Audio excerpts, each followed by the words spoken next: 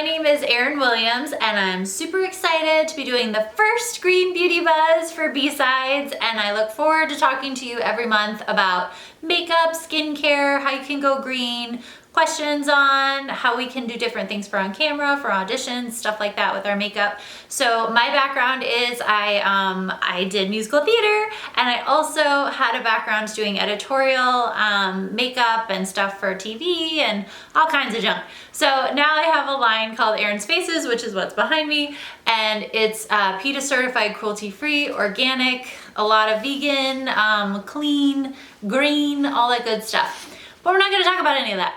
We're going to talk about what I wanted to talk about today. Was I was thinking about what I wanted my first video to be.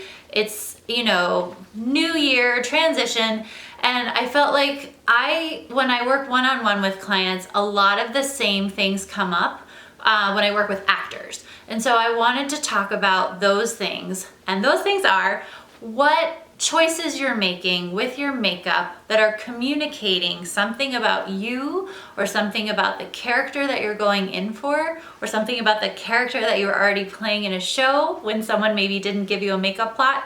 The choices that you're making that are communicating something to me as an audience member or me as someone in the audition room, and how, just like your clothes and your hair, all of those things, your makeup can help tell a story before you even open your mouth.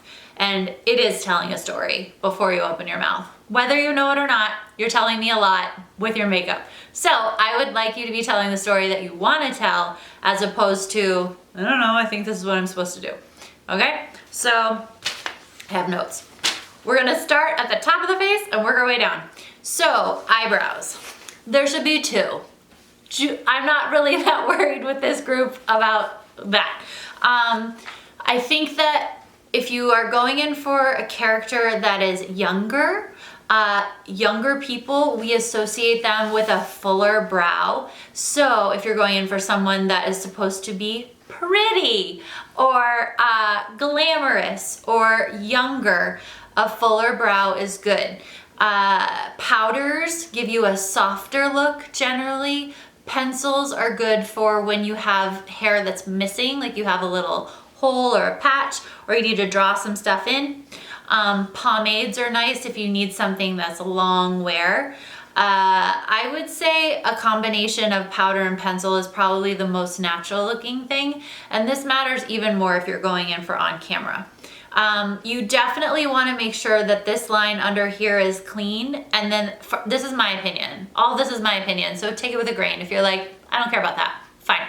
But under here, you want that to be nice and clean, and then I tend to also like the arch to be kind of a little shaped on the top, and then I like it to come out if it's too short. And what is too short? I'm looking at myself in the camera. Basically here, we want this to work. That's the line.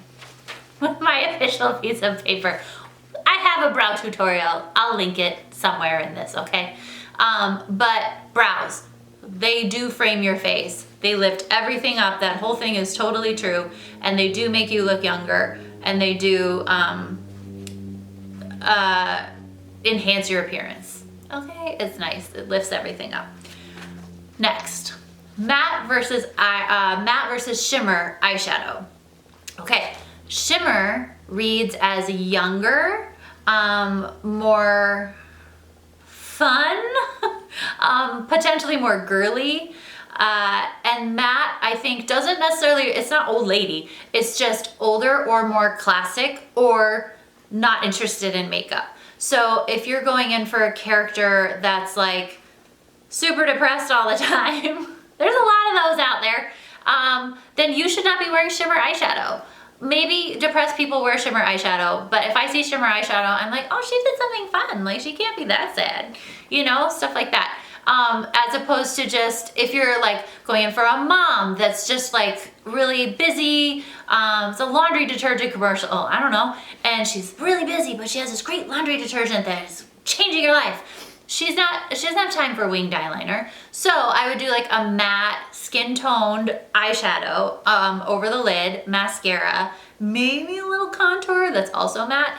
Also, if you're going in for on camera, I for sure would do matte if you're taping at their location, because you have no idea how the lighting is gonna be, and shimmer can turn into high beams. If you are going for on camera with lights, it can be nuts, okay? Yes, I think there's a difference between shimmer and glitter. Shimmer is, I have a whole lot of shimmer eyeshadow on right now. So shimmer is a soft, you know what shimmer is. Glitter is like flecks of glitter, like craft glitter that you like paste on poster board. And that to me looks juvenile. So if you are going in for a teenager who is finding herself, then maybe she would wear glitter. I find most teens today are more sophisticated than that. So I don't really think anyone needs to be wearing glitter, but if it could be a character choice. But I think, know that it also drops down onto your cheekbone. So like, it's a mess. Don't wear glitter. It's not good.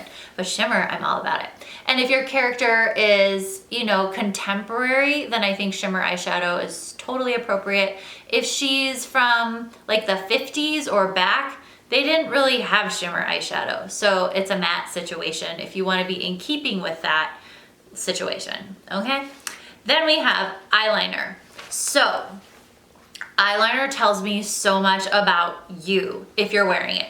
If you have a winged eyeliner, I'm like, oh, she likes vintage stuff, or she's a little quirky, which is fun. If that's not true about you, then you need to figure something out. Because that's what you're telling me. If it's like a winged eyeliner, if it's like a long Kim Kardashian eyeliner, then I'm like, oh, sexorama. Do you know what I mean? Like different eyeliners tell me different stories before you open your mouth.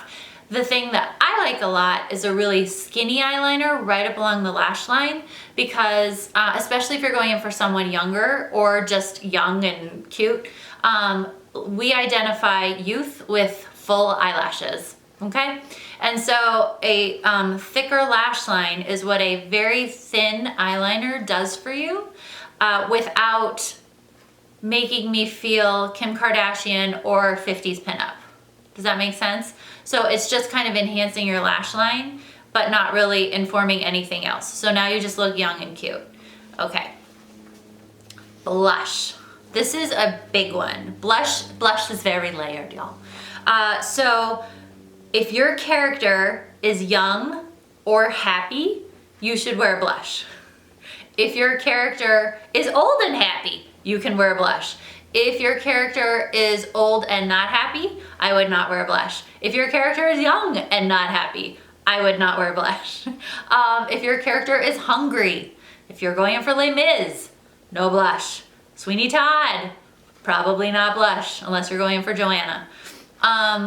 It's all telling me a story about your health and your state of mind, which is bananas because it's a piece of makeup. It has nothing to do with your state of mind. But you're telling me a story. I have blush on. The minute I smile, it enhances, that blush enhances my smile. And you're like, well, there's a very rosy looking lady. She looks quite pleasant. If I didn't have anything on, you might be like, what's wrong with her? So blush tells us a story of health and happiness. If you're playing someone who's grieving someone, you're not gonna wear blush. Unless it's a choice to power through and it just looks super artificial and it's a choice. The other thing is if you're going in for someone who is an executive, I do a lot of executive, like real ladies who are executives, and they don't wanna look cherubic and young and like frothy, right? They wanna look professional, but feminine. So in that case, normally I like a full circle on the apples of the cheek if you're doing blush.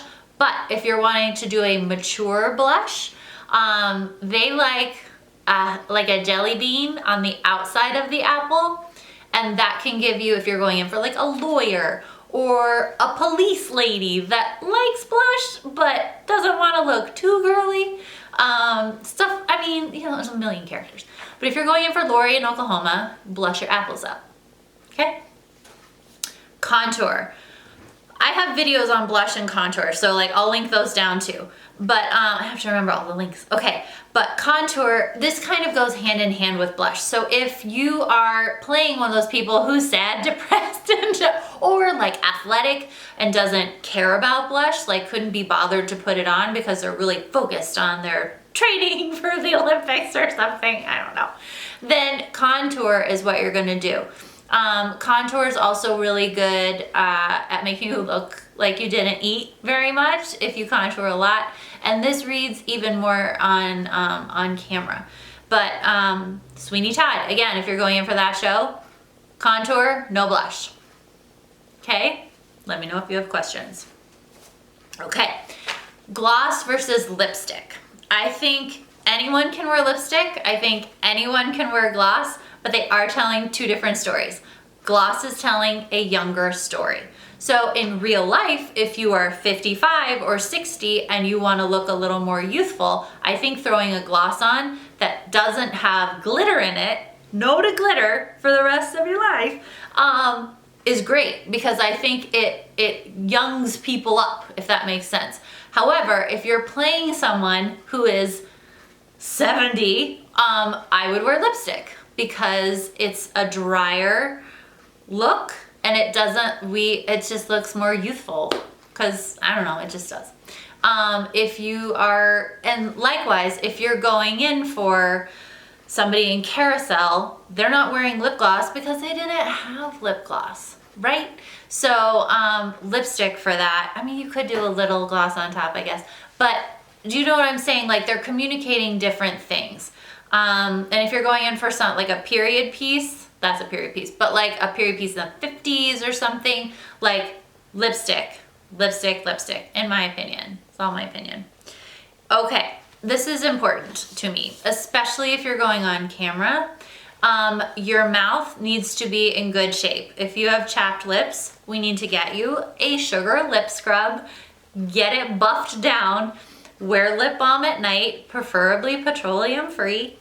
And because you are here, like, this is what's happening. It's your whole body, obviously, but you're a singer or you're an actor, so you're wanting us to listen to your words. If you were a dancer, and some of you might be dancers that act or dancers that sing, when you're dancing, it doesn't matter so much because your whole body is involved, and we need to see your whole body. But especially for on camera, it's literally this, right? So just get your lips together. That's all. Because we're looking at it, and I don't want you to lose a job because you didn't put lip balm on the night before. Because people are jerks and super like judgmental, and you just don't want to deal with that. So like, take all of the issues out of the equation so that all they're focusing on is you and your work. And all of these little tips will help point them on that direction. And they're not costumey, they're not over the top, they're just kind of, I feel like they're arrows going, this is what you wanted, this is what you should want, because I've done my research and I know what I'm talking about. And everything is working harmoniously together for the 8 hours of sides that you asked me to prepare. Okay, so shoot me an email if you need any help with anything. It's Erin at erinsfaces.com. And I'm excited. Let me know what you guys want to hear about, and we'll talk about it. And we'll talk about green beauty stuff too. Just not today, but we will. Okay, thanks.